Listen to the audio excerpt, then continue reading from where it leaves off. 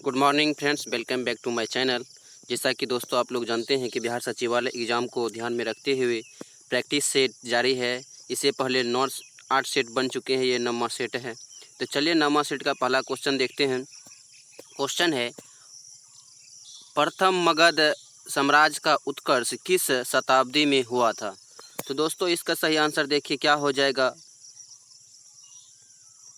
इसका सही आंसर हो जाएगा ईसा पूर्व 6ठी शताब्दी में प्रथम मगध साम्राज्य का उत्कर्ष हुआ था। तो चलिए नेक्स्ट क्वेश्चन देखते हैं। क्वेश्चन है, नंद वंश के पश्चात मगध पर किस राजवंश ने शासन किया था? यानी नंद वंश के पश्चात की बात कर रहा है कि दोस्तों इसका सही आंसर हो जाएगा मौर्य वंश। इसका सही आंसर हो जाएगा नंद वंश के पश्चात किसने किया था शासन? तो मौर्य साम्राज्य ने किया था, मौर्य वंश ने किया था। दोस्तों यह बिल्कुल एनसीईआरटी बेस्ड पर आधारित क्वेश्चन है और एग्ज़ाम को देखते हुए क्वेश्चन के पूरे क्वेश्चन को सजाए हैं। तो चलिए नेक्स्ट क्वेश्चन देखते हैं। क्वेश्चन है, आप लोग चैनल पे बने रहिए लास्ट तक, और लास्ट में आपको एक ट्रिक, बहुत ही अच्छा ट्रिक देंगे जीके याद करने का। चलिए नेक्स्ट क्वेश्चन देखते हैं। क्वेश्चन है, पाटलिपुत्र के सर्वप्रथम किस शासक ने अपनी राजधानी बनाया था? पाटलिपुत्र को होगा यहाँ पर। पाटलिपुत्र को सर्वप्रथम किस शासक ने अपनी राजधानी बनाया था? इसका सही आंसर हो जाएगा उदयन ने बनाया था पाटलिपुत्र को प्रथम राजधानी। तो नेक्स्ट क्वेश्चन देखिए। क्वेश्चन है, सिकंदर के आक्रमण के समय उत्तर भारत में नंद वंशीय किस शासक का शासन था? यानी जिस समय भारत पर सिकंदर ने आक्रमण किया था उस समय भारत में नंद वंशीय किस शासक का शासन था? तो इसका सही आंसर हो जाएगा घनानंद का शासन था उस समय। चलिए नेक्स्ट क्वेश्चन देखते हैं। क्वेश्चन है, मगध के किस शासक ने राज्यारोहण के लिए अपने पिता की हत्या की एवं स्वयं भी अपने पुत्र के द्वारा मारा गया था? तो इसको ध्यान में रखना है आप लोग का क्या होगा।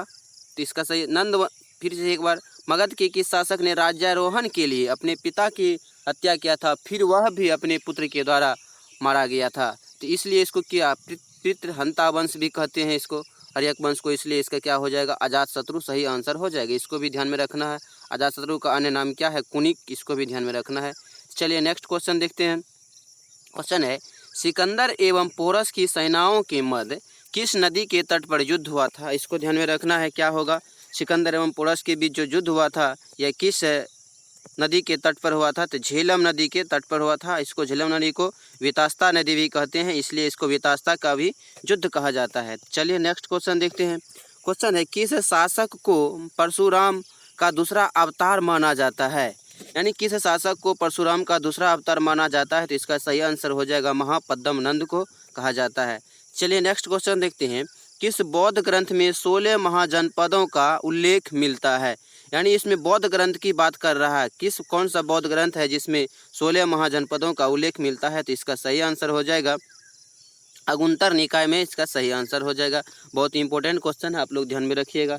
चलिए नेक्स्ट क्वेश्चन देखते हैं। क्वेश्चन है, हर्यक वंश का अंतिम शासक कौन था? यानी हर्यक वंश का अंतिम शासक कौन था? जो इसका सही आंसर हो जाएगा नागदशक हो जाएगा सही आंसर। तो चलिए नेक्स्ट क्वेश्चन देखते हैं। क्वेश्चन है, ग्रीक लेखकों ने किस शासक का उल्लेख अग्रमीज एवं जनेन्द्रमीज नाम से किया है?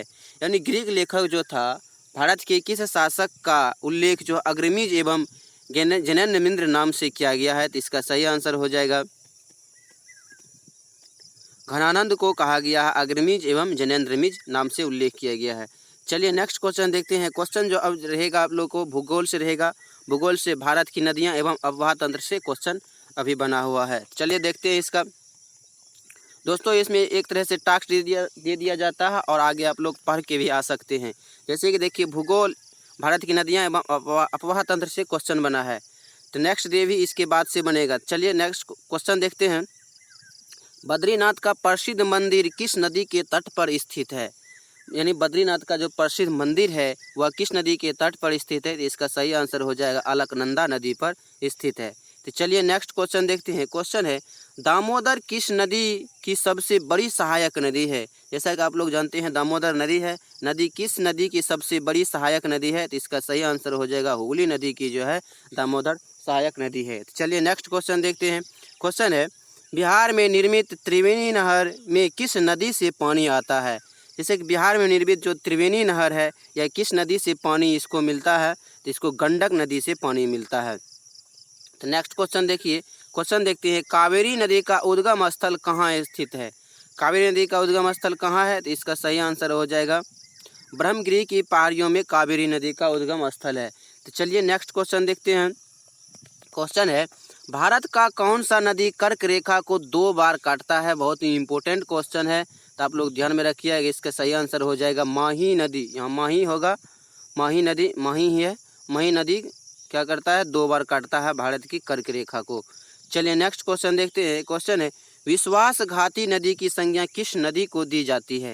यानी विश्वासघाती नदी की संज्ञा किसको दिया जाता है? तो इसका सही आंसर हो जाएगा हुगली नदी को विश्वासघाती नदी कहा जाता है।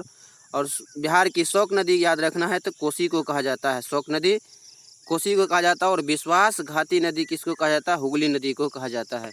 तो चलिए नेक्स्ट क्वेश्चन देखते हैं। क्वेश्चन है, कौन सी नदी अरुणाचल प्रदेश एवं असम की सीमा बनाती है? यानी कौन सी नदी ऐसा है जो अरुणाचल प्रदेश एवं असम की सीमा बनाता है? तो इसका सही आंसर हो जाएगा संकोश नदी, इसका सही आंसर हो जाएगा। यानी अरुणाचल प्रदेश एवं असम की सीमा बनाती है। तो नेक्स्ट क्वेश्चन देखिए। क्वेश्चन है, झेलम नदी का उद्गम किस स्थान से होता है? झेलम नदी का उद्गम कहाँ से हो जाएगा? कश्मीर के भेरीनाग झील से झेलम नदी का उद्गम स्थल है। तो चलिए नेक्स्ट क्वेश्चन देखते हैं। क्वेश्चन है, एडन नहर किस नदी से निकलती है? एडन नहर जो किस नदी से निकलती है? तो ध्यान में रखना है दामोदर नदी से निकलती है।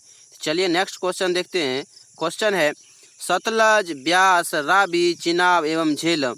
देखिए सतलज है, ब्यास है, रावी है, चिनाब है और झेलम है, नदी को किस उपनाम से जाना जाता है? तो दोस्तों इसका याद रखना है पंच नदी से इसको जाना जाता है। इसका सही आंसर हो जाएगा पंच नदी। तो चलिए नेक्स्ट क्वेश्चन देखते हैं। क्वेश्चन जो है अब संविधान से है, क्वेश्चन संविधान से क्वेश्चन है। तो चलिए पहला क्वेश्चन देखते हैं। क्वेश्चन है, वर्तमान में संघ सूची में कितने विषय है? ये 7वीं सूची से क्वेश्चन आप लोग को बना है।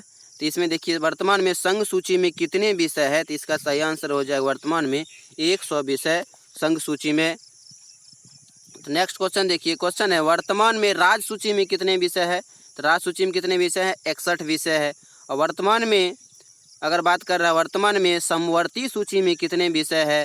तो इसमें 52 विषय है। जैसा कि देखिए संघ सूची में 100, राज्य सूची में 61 विषय है और समवर्ती सूची में कितने हैं? 52 विषय है। देखिए संघ सूची में कौन कानून बना सकता है? केंद्र सरकार बना सकता है।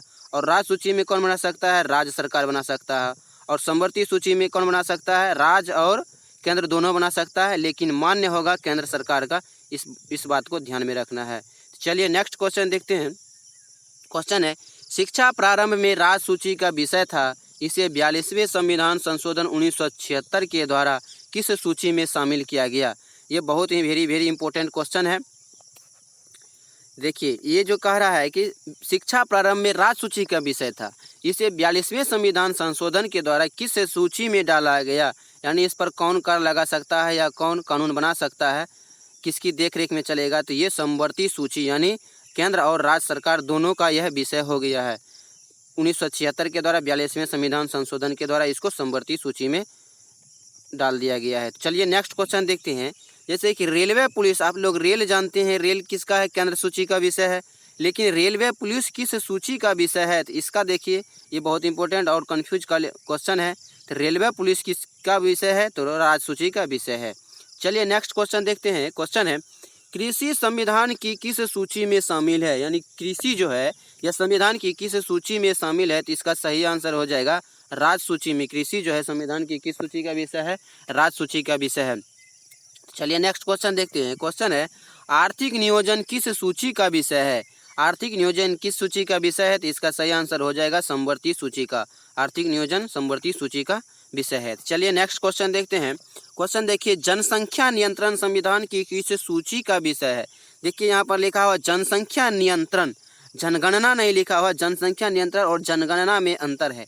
यहाँ देखिए जनसंख्या नियंत्रण है तो आप लोग सोच के आंसर दीजिए इसका कहीं क्या हो जाएगा। जनसंख्या नियंत्रण आप लोग देखिए इसका सही आंसर हो जाएगा ये जो है समवर्ती सूची का विषय है और यह जनगणना जो है संघ सूची का विषय है। इसको ध्यान में रखना है।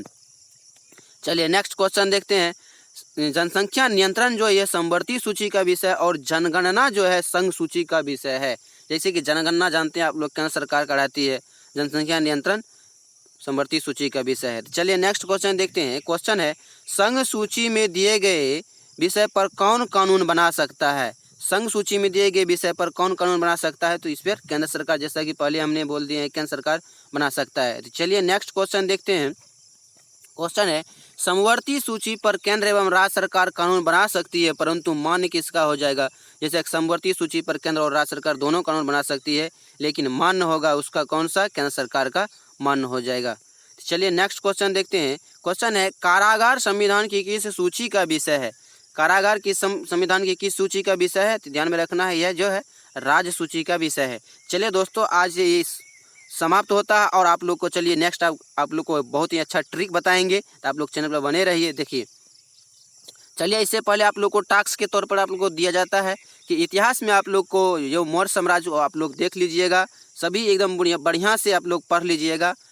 इसके बाद देखिए भूगोल से पढ़ लीजिएगा, आप जल प्रपात एवं झील को पढ़ लीजिएगा। इसके बाद जो संविधान पढ़ लीजिएगा, संविधान जो नागरिकता से संबंधित क्वेश्चन बनेगा, और इतिहास में जो बनेगा मौर्य साम्राज्य से बनेगा 10वां वीडियो। इसके बाद जल प्रपात भूगोल से बनेगा, इसके बाद संविधान से नागरिकता संबंधित क्वेश्चन बनेगा। तो चलिए आप लोग के लिए बेस्ट ट्रिक आप लोग को क्या है, देखिए दोस्तों, ट्रिक है आप लोग के लिए तना वाली जो प्रमुख फसलें होती है, बहुत ही इम्पोर्टेंट क्वेश्चन है, तो आप लोग को याद करने में सहूलियत होगा और कई बार एग्जाम में कंफ्यूज कर देता है। तो चलिए इसका है कि तना वाले प्रमुख फसलें, जिसका कि तना हम लोग खाते हैं या तना यूज करते हैं, तो उसका क्या ट्रिक है? तो हद कर दी आपने, हद कर दी आपने। इस तरह से देखिए, हद से हो जाएगा हल्दी हो जाएगा, इसके बाद कर से हो जाएगा केसर हो जाएगा, इसके बाद दी से हो जाएगा आदि को ध्यान में रखना है, इसके बाद आ से याद रखना है आलू हो जाएगा, इसके बाद प से रखना है प्याज को याद रखना है।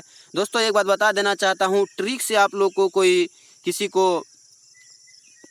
अलग अलग तरह के ट्रिक बनते हैं और कुछ सुनने में अटपटा लगते हैं, किसी को अच्छा खराब लगते हैं, तो उस पर आप लोग को ध्यान नहीं देना, क्योंकि हम लोग क्वेश्चन को पढ़ना चाहते हैं, आप किसी तरह से याद रखना है, तो इसको ध्यान में रखना है हमको, याद किस तरह से रहे।